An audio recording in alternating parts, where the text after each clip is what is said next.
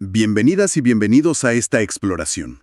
Hoy nos metemos con un consejo casi universal tras una ruptura, el famoso contacto cero. Todos hemos oído eso de bloquealo y ya, ¿no? O es lo más sano. Sí, es como la receta estándar, parece. Pero, a ver, ¿funciona siempre? Tenemos un artículo interesante del psicólogo Hugo Huerta Fernández, que justamente pone eso en duda.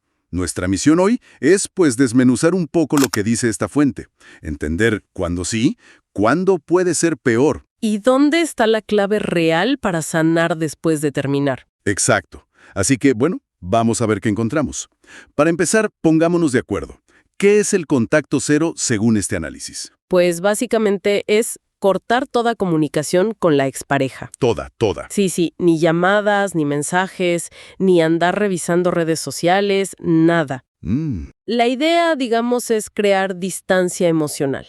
Espacio para procesar el duelo sin caer en la tentación o en viejos patrones. Ok, suena lógico en principio. Y el artículo de Huerta Fernández sí reconoce que puede ser útil, en ciertas circunstancias. Ajá, ¿cómo cuáles? Pues mira, menciona específicamente situaciones donde había, dinámicas tóxicas, manipulación, incluso violencia. Ahí sí. Entiendo. También cuando la persona necesita como aire para reconstruirse, ¿sabes? Y cuenta con apoyo ya sea emocional o psicológico. Una red de contención. Eso. O si busca romper una dependencia emocional muy, muy marcada.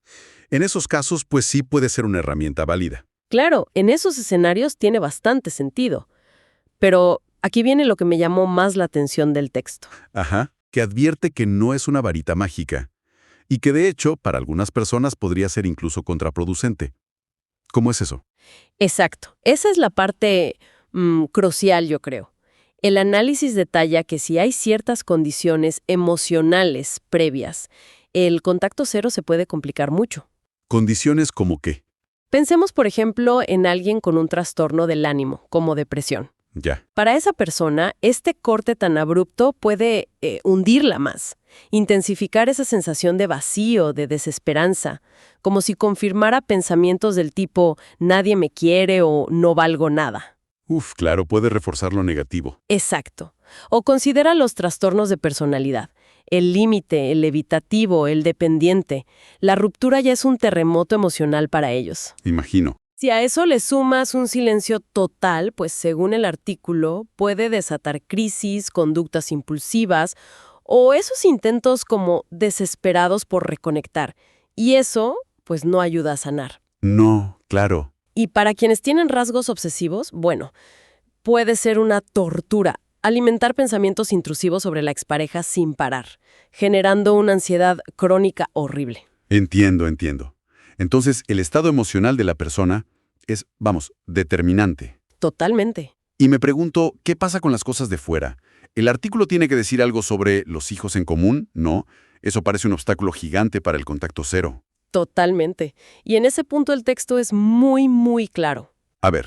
Cuando hay hijos, el contacto cero, así como lo describimos, simplemente no es una opción, ni realista ni sana para los niños. Lógico. Lo que propone la fuente es un desafío, yo diría, mayor. Redefinir el vínculo. O sea, ya no son pareja, pero necesitan funcionar como un equipo de padres. Colaborar. Eso requiere trabajo. Muchísimo. Y aquí entra una habilidad clave que el psicólogo resalta: la autorregulación emocional. ¿Qué significa eso exactamente? Pues poder comunicarse sobre los hijos sin saltar, sin reactividad, poniendo límites claros, sí, pero protegiendo a los hijos del conflicto entre los padres. Es un equilibrio delicado. Esa idea de la autorregulación me parece muy potente. Y hablando de cómo se aplica esto del contacto cero, el artículo también señala errores comunes, ¿verdad? Sí, claro. Me imagino que uno típico es usarlo como una especie de castigo o venganza. Justamente. Ese es un error frecuente que se menciona. Aplicar el contacto cero para castigar, para manipular al otro, para hacerlo sentir culpable o provocar una reacción. Huerta Fernández advierte que eso, rara vez trae alivio real.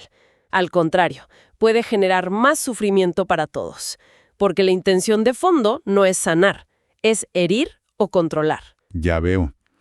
¿Y qué otro error menciona? Otro, muy ligado a lo que hablábamos de las condiciones previas, es implementarlo sin mirar hacia adentro primero. ¿Sin autoevaluación? Exacto. Sin pararse a pensar en la propia dependencia emocional, la historia personal, si hay traumas por ahí sin resolver, o si se tienen recursos internos y externos para sostener ese silencio, apoyo de amigos, terapia. Claro. Porque sin esa autoevaluación, como dice el texto, el silencio se convierte en un lugar de angustia, no de calma. Y eso no ayuda nada. Entendido. Entonces, si el contacto cero no es la panacea y se puede usar mal, ¿hacia dónde apunta el artículo? ¿Cuál sería el enfoque más constructivo? Pues lo que el psicólogo subraya una y otra vez como la verdadera clave es desarrollar la autorregulación emocional. Volvemos a eso. Sí, porque es fundamental. Aprender a estar con la incomodidad, con la angustia de la pérdida, pero sin actuar impulsivamente. Calmar esa urgencia de buscar al otro, de llenar el vacío, y también revisar las creencias que nos hacen sufrir. Es un trabajo interno profundo. Exacto. El contacto cero, visto así, puede ser una herramienta útil en ese proceso, claro que sí, pero no es el fin en sí mismo. La meta es fortalecer esa capacidad interna de gestionarse uno mismo, emocionalmente hablando. Vale, creo que voy entendiendo el panorama que pinta el artículo. O sea, no es una regla de oro. Para nada. Que el contacto cero sirva o no depende mucho del por qué lo haces. ¿Es para sanar o para castigar? Ajá. ¿Del quién eres en ese momento? ¿Cómo está tu estado emocional? ¿Tienes apoyo? Importante. Y del cómo lo aplicas. Es una decisión consciente para cuidarte. Entonces sí, puede ser útil si hay claridad, si hay trabajo interno, si tienes esas herramientas de autorregulación o las estás buscando. Y si el contexto lo justifica, claro. Y si se usa como cuidado, no como un arma. Exacto. Y esto nos deja pensando, ¿no?